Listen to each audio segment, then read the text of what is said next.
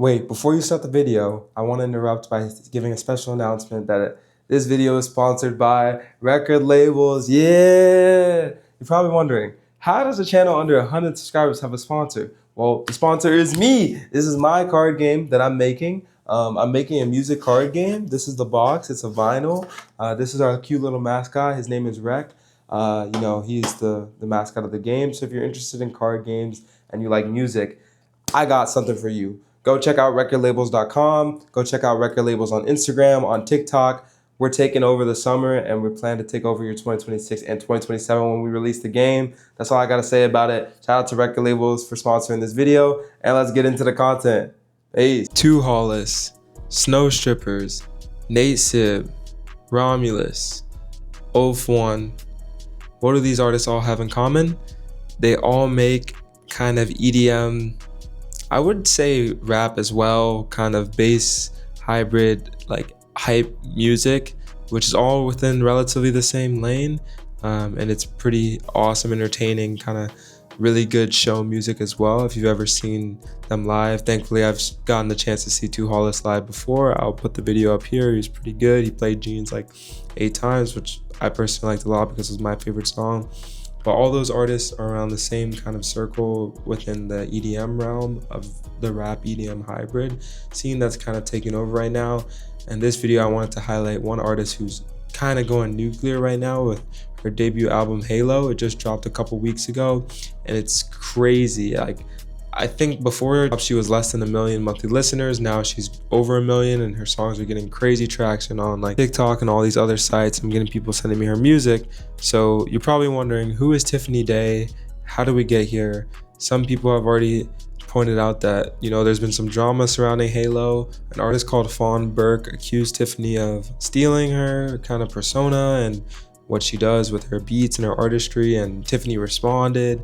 I'll put like pictures of that up there, and if you want to see what's going on, you can go to Fawn Burke's Instagram and Tiffany's Instagram, where she responded back to her. Basically a whole bunch of things going on with the producers that Tiffany used for Halo was the same producer that Fawn used, and it's crazy because they make the same kind of beats, and I swear I've heard the same intro on one of Tiffany's album Halo songs, on the Two Hollis song. So it's like the same production, same producer. You're either reusing beats or using the same producer for different albums. And personally, where I stand on that is, stealing is wrong, and I don't condone that. But I think, in the music scene, people have been using the same producers and even reusing beats. There's been multiple songs done to the same beats that I can think of a lot, not just in the underground, but in the mainstream too. Like, it's just a thing. And it sucks definitely to have your work stolen. Personally, in this situation, I'm not going to pick a side. I will say that Tiffany Day and Fawn Burke definitely, they do make the same kind of EDM-esque music, but their lyrics are not the same. I'd say Tiffany's music is more kind of upbeat, happy style influencing, kind of nostalgic back of the olden times of music, whereas Fawn's music is more kind of dark, mysterious, with the same kind of EDM hype dance beats that you hear on like most of Two Hollis's production. Now going back to Tiffany herself, she's around the age of, I believe, 26, 27. She was a DJ before she jumped into this music scene. She's been making music for a couple years now. She just dropped this album called Halo. Personally, I think this is probably one of the albums that I've been listening to the most recently. I am a big Two Hollis fan. I was a Two Hollis fan before he kind of blew up.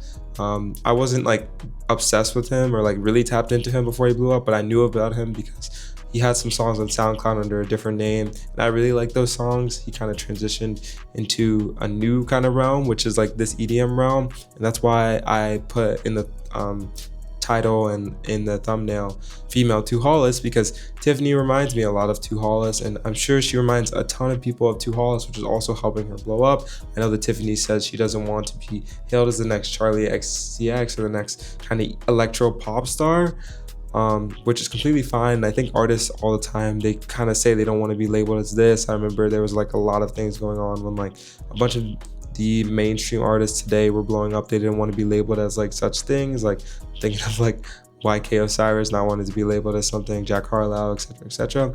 But as an artist, you kind of don't really get to choose what you want to be labeled as. It's kind of what the fans make it out to be, because they're really the ones that are supporting you. Tiffany's very vocal. She's very active on Instagram. She'll interact with the fans a lot, and that's something that I do appreciate of an upcoming artist like herself, and I think that's going to help her go really far in the music scene. It's good to see artists that, you know, really have good relationships with their fans. They don't lie to them all the time like some of my favorite artists personally do, and, you know, they maintain their word with like their releases and stuff like that. So personally, breaking down the Halo album, I think that, you know, it kind of caught me off guard. Maybe it's just because I also was not that tapped into like Fawn Burke, and there's another you know, female artist that the name is slipping of me right now, within the kind of same EDM lane, and I never really tapped into them before. So it was kind of very interesting and refreshing to hear like a different kind of take on the two Hollis beats that you hear all the time from Romulus and Nate Sib, and also to I think kind of even Tiffany's take on it was more kind of happy, upbeat, like uplifting music. Definitely reminiscent and very nostalgia influencing with the lyrics. One of the songs that I really like, and I've kind of been bumping the most, I think, has been Copycat. You know, it's really catchy. The lyrics are really good. That one and then Pretty For You are my favorite on Halo. But overall, I definitely really enjoyed the whole album, and I would recommend that you give it a listen, especially if you're a fan of Two Hollis or Romulus, or even like, I'd say like if you like Glaive, for example. Obviously it's not the same. Snow Strippers, like, they're all in the kind of EDM space. Their music is not exactly the same, but I'd say there's definitely styles and kind of aspects that have been taken from these guys, whether it be like the way they write their lyrics and stuff, and then Tiffany kind of put her own Tiffany Day spin on it. You definitely can feel like she came from like the DJ kind of upbeat, hype, pump vibes, because the music in Halo is just very hype music, very uplifting. You hear like the beat, the count in, and then it's just like kind of like let's rock out music, which I personally really enjoyed listening to Halo. And I definitely recommend that you guys go check out Halo, go stream Tiffany. She's also performing at Summer Smash, which is really big, especially because I had never heard of her until recently. And to get a Summer Smash placement already is crazy, especially this Summer Smash 2026, where we have Lil Uzi Vert and Playboi Carti headlining with Skrillex. Like, come on now. And the day that she's performing, I believe, if I'm not mistaken, put it up on screen right now, that's the Two Hollis day as well. So she's also going to be performing the same day as Two Hollis, which honestly just is more supportive of giving her more exposure, because that means that all the Two Hollis fans that are waiting for his epic nighttime set, which I'm pretty hyped about, because I did see his concert, the last tour that he did. I think it was the Star Tour, and that was hype indoors, but an outdoor with laser Two Hollis set at night is phenomenal. And before we can see that, we can see an outside like sunlight Tiffany Day set and see how her music is performed live, which is basically kind of like the appetizer for Two Hollis. It's just honestly incredible. Like, I don't know how her team kind of organized that or got her on the Summer Smash lineup. There's actually a lot of artists that weren't on the Summer Smash lineup that I thought were going to be on there, given that they were on Rolling Loud or like Lollapalooza. So the fact that she got a placement on Summer Smash is huge, and, you know, the fact that she even got it on the same day as Two Hollis is even way bigger than just being huge.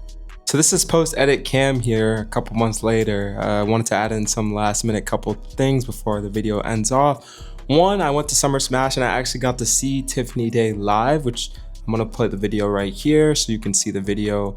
Mosh pits were funny. I think I have a video of like the Lorax and like a bunch of funny characters in the mosh pit just doing random stuff that I also put up here, which was honestly really fun. And it was kind of a cool change of pace. She also jumped in the crowd at the end, which is pretty sick. So honestly, my opinion on her doesn't change from like what I said months ago when I gave Halo the first listen. I've been bumping to the songs on the album a lot more now, even after that I've seen her in Summer Smash. I was kind of sad that she didn't perform Pretty For You or Copycat, or at least I didn't hear them. Maybe she did, but I don't think she did. So I was looking forward to those songs live, but I guess they're just more like songs for your ears and not really concert songs.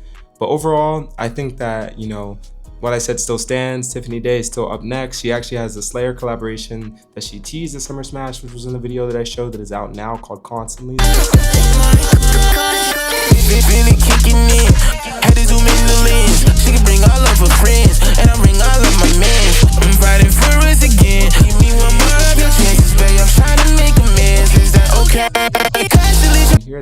listen to if you haven't already. And then the last thing I wanted to say is that, you know, I think her lane of music, the Tiffany Days, the Nate Sibs, the Romuluses, because Romulus also had his own set, Summer Smash. I think I got a video of it that I'll put up on the screen. Maybe I didn't, because I really wasn't trying to hear it, because I'm not that big fan of his solo music. But he had the whole tent jumping too. And his beats are by far some of the craziest beats I heard. That whole lane of, like, I guess it's hyperpop-esque EDM kind of lane pop rap is definitely on the come up right now. So you should definitely tap into Tiffany, you should tap into Romulus, you should tap into Hollis, and all of those guys as well.